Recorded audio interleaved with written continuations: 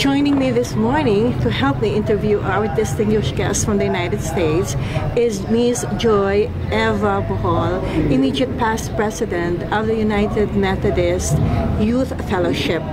Hello, Joy. You have friends with us. We have Ms. Elizabeth Lee, Executive Secretary of the Young Adults Mission Service of the General Board of Global Ministries. We have Mr. Albert Longe, who is Mission Intern also of the General Board of Global Ministries. And we have Ms. Becky Acedillo, Executive Secretary of the General Board of Global Ministries. Yes, can we begin again? Okay. Hi, so we have here our friends to conduct consultations. Yesterday they had a consultation with the youth leaders here in the Philippines, and who happens also are delegates of the Central Conference. So we're curious about how did you come up with this idea of having this consultation and coming really to the Philippines to have those consultations. And I think you also have included in your plan to go to different parts of the Philippines to, I don't know what your coming is. So could you share it to the people that are watching us right now? Absolutely. Well, Joy, Eva, it's wonderful to be here today with you all, and also to observe the Central Conference that is going on in the Philippines, and to see the unity and the passion and the commitment of the delegates here, and the role of youth and young adult leadership present. Global Ministries is very much committed to increasing the number of young adults in mission service, not only in the United States, but throughout the connection within the global network. One of our desires is that we do not create our policies or agendas or terms of our program from within the agency alone, but that we really connect the church and mission. And as a key part of that, it is to reach out and to be in consultation and conversation with our youth and young adult leaders throughout the world. And so when I was in consultation with Becky Acedillo, who is also the Executive Secretary for Asia Pacific, we wanted to not only discuss and think about what our program design would be from Global Ministries, but really to understand what are the priorities and the passions and the context of youth and young adult leadership and needs and desires for mission engagement. So it's really important for us to meet with you and also the leadership within the Youth and Young Adult Fellowship in the Philippines. And so the conversation yesterday was really helpful to understand what is going on and some of the work that you're doing and how we can partner together. Since you told us that you consulted with the young adult people during the regular session, I understand that you have an idea of the struggles of our young adults. They're starting out families, and it's basically a struggle for them to be active in the local church setting. How much more so on the national setting? On the international setting? On the national church setting, it's difficult for them even to give the time and the resources to being active in church work, church ministries, how much more for mission and evangelism. So basically this is the struggle that they have. How do we help them address this particular concern? I think that's a great point, and I can certainly resonate with that context, being in the Central Conference definition a young adult myself, and just affirming that reality of saying we're passionate about mission in our youth context, and as we go into the young adult context with different responsibilities, I think part of the role is the church to embrace that. We have different calls at different seasons, but still saying that our current work in the family or work context is also engaged in mission, that it is sacred and holy work, whether we're working in the church as a clergy or a lay person in leadership in the church or even outside. And so to encourage that as being our missional context and to incorporate that, but also then to say that within the schedule that's fairly hectic, how do we then open up spaces so that the work schedule and the church demands can also be balanced together, and for the church leadership to affirm that, and also to have regular ongoing conversations with youth and young adult so that there's an intergenerational kind of support network that is established as well. How about Albert, what does a community intern do? Well, missionary intern, I believe it's something that is broad and specific at the same time. So the first aspect I will talk of relationship building, trying to connect the church and mission, and I think that's the key aspect of one being a missionary, because without relationships I don't think there is mission to talk about. So it's mainly that, and also trying to be part of the community, to learn and be part of their daily experiences, and also try to bring your contribution towards the struggles and challenges of the community, how they can come out of that. So it's basically that process of engagement, being part of the community, and creating relationships that will not just limit themselves at a local level, but rather at an international level, so that we can all become a global church. You are connected now as a community development worker at the KKMI, a social arm of the United Methodist Church. How are you finding that experience so far? Well, so far the experience is pretty good. It's good because it helps me appreciate the reality on the ground in the Philippines, which is sometimes different from my home context, and also helps me to learn more about what does it mean to be a missionary of the United Methodist Church in such a setting, where you might find everything to be new, and where also the challenges that you have to deal with do not only concern the church, but the community as a whole. So it's been quite a good experience to get to know what has been already taking place and how I can be part of that, so that we can all move together. I wonder if this is a good time to interject that Albert works in Smoky Mountain with an urban poor community there, with helping with the community organizing and helping with the empowerment aspects of that. Basically, what concrete steps you've been doing in order to empower the people or the residents of Smoky Mountain? Yes, well, what we have done is firstly trying to come up together. That was the first step, to say how can we all come up together and create a powerful force, because we cannot achieve something when we are still divided. So the first step was to bring together different local people's organizations in the Smoky Mountain area to form a coalition. So far we have 12 organizations representing the whole Tondo area. That is the Smoky Mountain 1, Smoky Mountain 2, and the other sectors. So we have come together.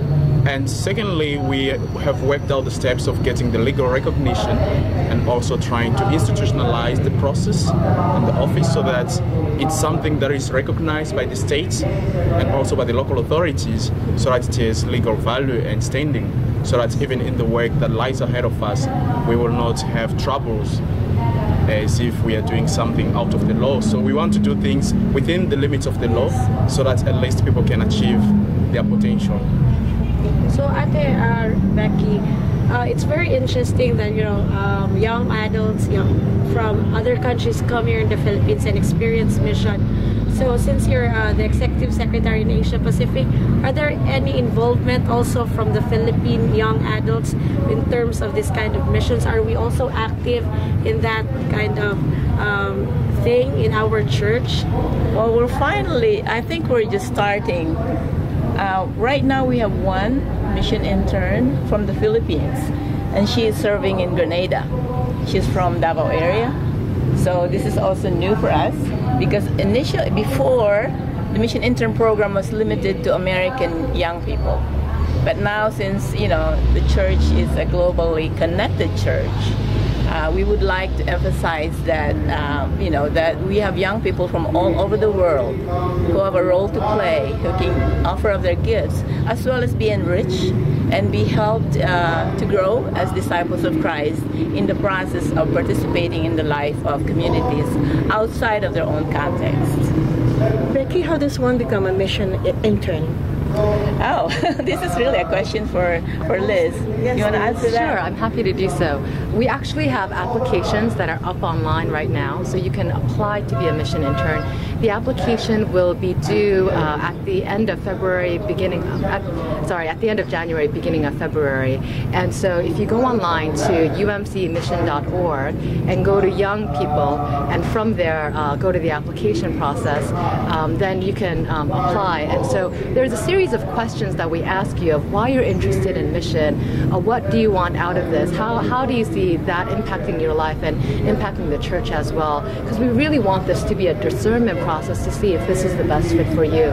We also ask for some references and recommendations, and then we try to discern together. There's an interview process, and if you're selected, then you actually, in next summer in July, you will meet with about 50 other young adults from around the world to engage in 3 weeks of training, and Albert engaged in that, so did Christian Love Darroy, who is from the Philippines, meeting with other young adults, being trained, and then you're sent out outside of your home context to another part of the world, kind of like Albert he's from Democratic Republic of Congo and is now serving in the Philippines, and after his service he'll be going back to the Democratic Republic of Congo to integrate his mission service. Becky, can you tell us more or less the scope of work of the General Board of Global Ministries? General Board of Global Ministries is, I believe, in 130 countries. We are engaged in 130 countries. We have central conferences in the Philippines and all of Africa. The rest of Asia, we relate with autonomous autonomous Methodist churches, and in some cases autonomous United churches, like the United Methodist Church relates with the United Church of Christ in the Philippines because of the historic reason. 20 years before the United Methodist Church became that, the Evangelical United Brethren had joined with other denominations to form the United Church of Christ in the Philippines. So since UMC is made up of EUB and the Methodist Church, we also relate with UCCP. And that's true in other countries in Asia like Japan, Pakistan, where our relationship is with the United Churches. And when you talk about global ministries, are we just talking about mission and evangelism? Or are there other ministries involved in global ministries? Well, let me explain that right now, you're probably familiar with UMCOR, United Methodist Community and Relief. That is one major program unit that falls under the umbrella of GBGM. And UMCOR is engaged in relief and rehabilitation, reconstruction, hunger programs, health programs, sustainable agriculture. All that type of work is what UMCOR is engaged in.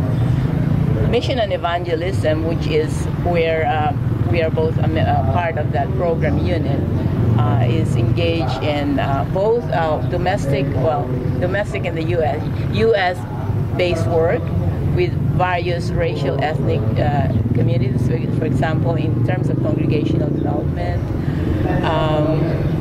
and also within this unit are regional offices, like I belong to the Asia Pacific, and my work is to relate, to be sort of a liaison between the United Methodist Church and our partner churches in this region. And my work in relation to what we're talking about is because I am the staff that relates with the region, I have some awareness of the missional context of the countries in which we relate. So developing placements, for example, I know KKFI, so I check with KKFI, would you be interested in having a mission intern? National Council of Churches had also a mission intern before. Organizations like Mindanao Peace Building Institute in Davao, they're hosting a mission intern.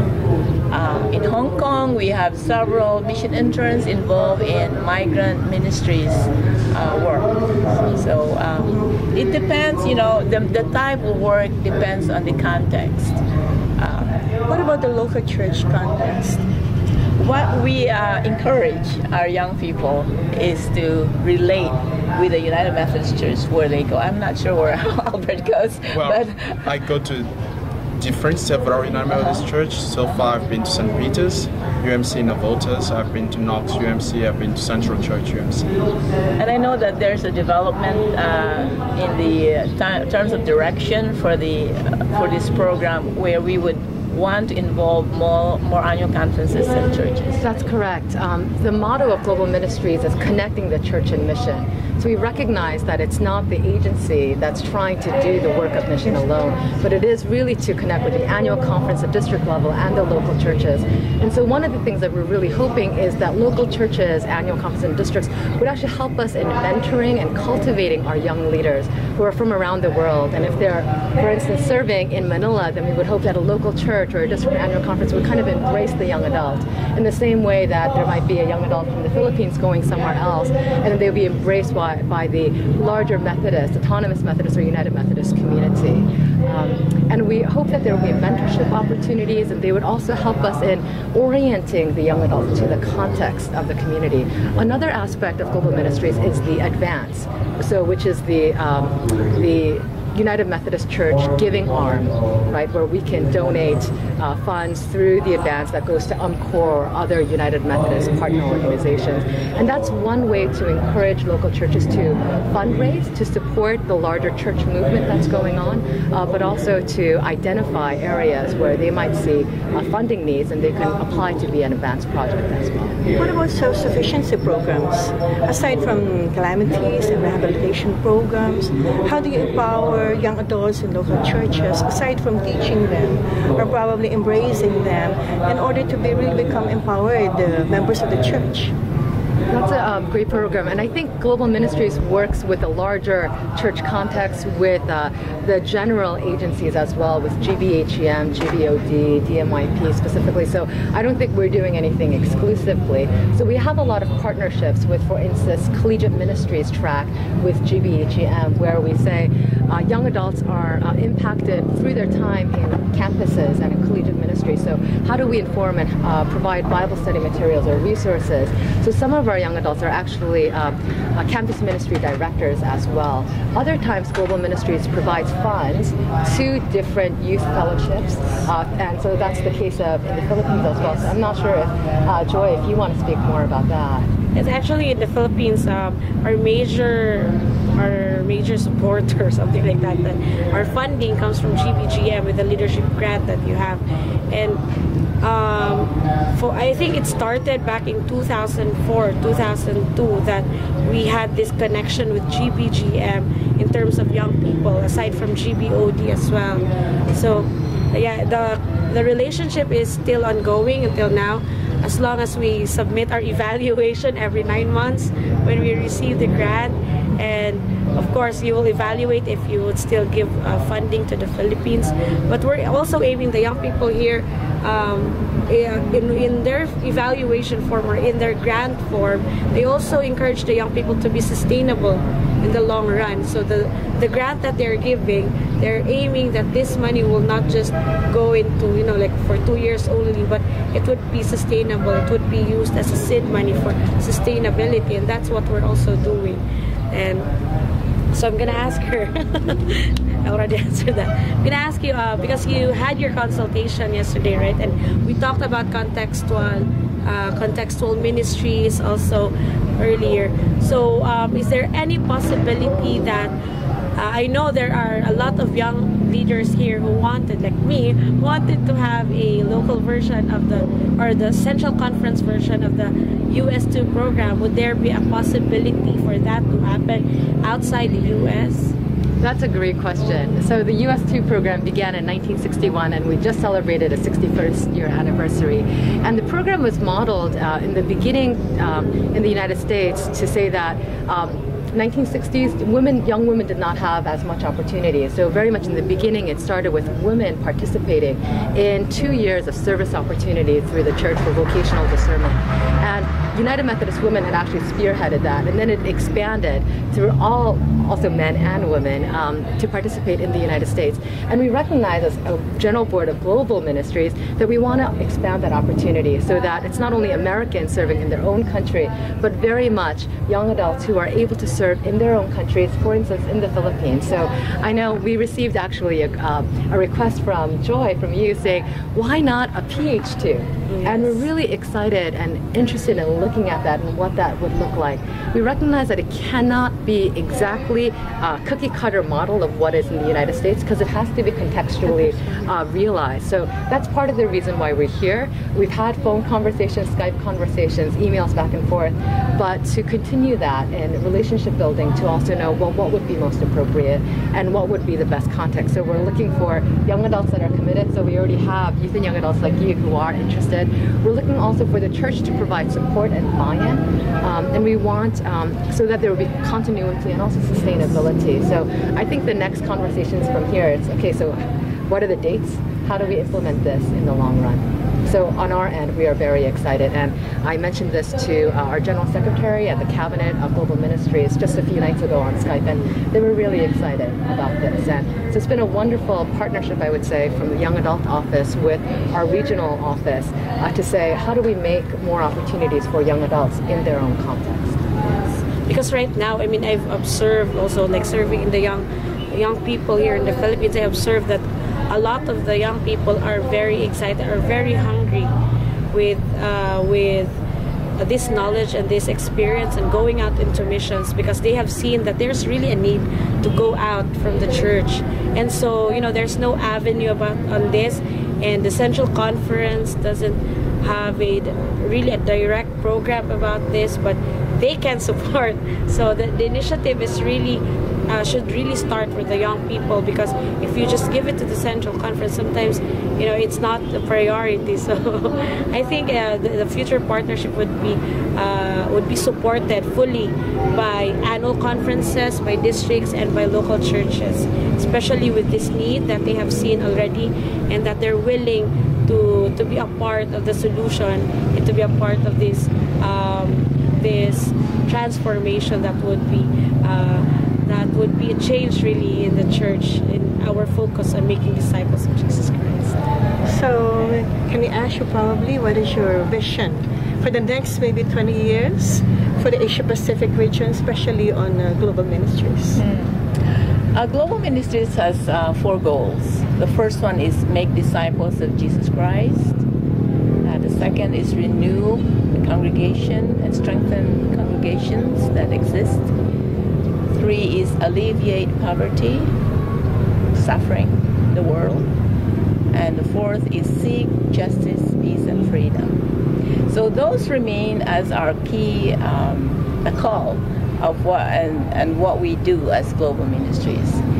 And in terms of specifics, one of our main interests, of course, and this is based on the contextual condition, at least for me, my understanding of what's happening, is the situation, for example, of migrants. Philippines is one of the top exporters of warm bodies, and alongside that is trafficking. Right now, as I mentioned earlier, we have 3 mission interns in Hong Kong. All 3 of them are involved in migrant ministries, particularly with Filipino and Indonesian domestic workers. So this will be one that will continue, and that we will continue to support, because it is a pressing need. The other one is peace building. You know, conflicts in the world all over, and that is very true in Asia. And that's why we want to partner with institutes like the Mindanao Peace Building Institute, connecting that institute with the Davao area, and as well as with other organizations like In Peace. We want to support peace building efforts. We also want to support congregations that are being started. For example, we have a program called the National in Mission. It used to be called Person in Mission, or PIM. Many Person in Mission grants go towards support of pastors or personnel who are developing new congregations, especially in the Baguio area. But I think in Manila, I have just received a request, or that there is need for that as well. So congregational development and leadership development is very much, this is leadership development. the young adult program, it is also discipleship formation, because we, as I was just interested in the conversation with my colleague Liz, that we're hoping that in the process, this is life transformation experience. I hope, Albert, you'll find that at the end of your time here, and that hopefully at the end of the time of service, the commitment to the church, to mission, to justice, peace building, just expressing the compassion and the love of God in Jesus Christ. Whether in word or just in their lives. That is our goal. Ate Becky, as a Filipino, I mean, seeing this progress also in the Philippines, that a lot of young adults are interested in missions, what are you excited about in the future or in the next quadrennium for the Philippine young adults? Well, I was excited to meet some young people, like yesterday, who have expressed that interest. And I see that they're really so genuine in their faith commitment, and they're seeking to be in service. And I'm excited if they can get on board and be part of this, this 500 or so that we're looking forward to having by, I don't know, within the several years of young people serving in ministries all over the world and in their own context. Okay, would you have any last words for our viewers out there?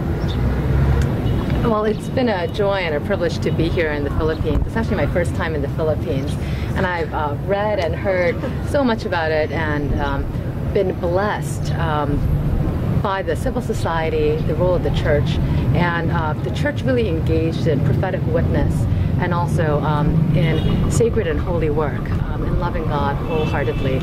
So being here has been a privilege to observe in the Central Conference, and also meeting young adults and youth who are passionate about God, the kingdom, and our world. So I really see the sense of John Wesley's personal and social holiness being lived out, and I would just say, continue to do so, and I hope that we can continue in that partnership together as we move forward in realizing God's kingdom and kingdom in our world together.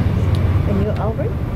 Well, I would say one of the great things that I'm looking forward to is having more, especially Filipino young adults, to have the same experiences I have, to be part of this community and to really transform the world, because I believe, and I'm happy that the young people in the Philippines are not waiting for the older ones to do it on their behalf, but they are taking the initiative. So that's something which I'm really happy about, and looking forward to having quite a good experience in the Philippines and having more young adults in the next coming few years join the larger community of young adult missionaries.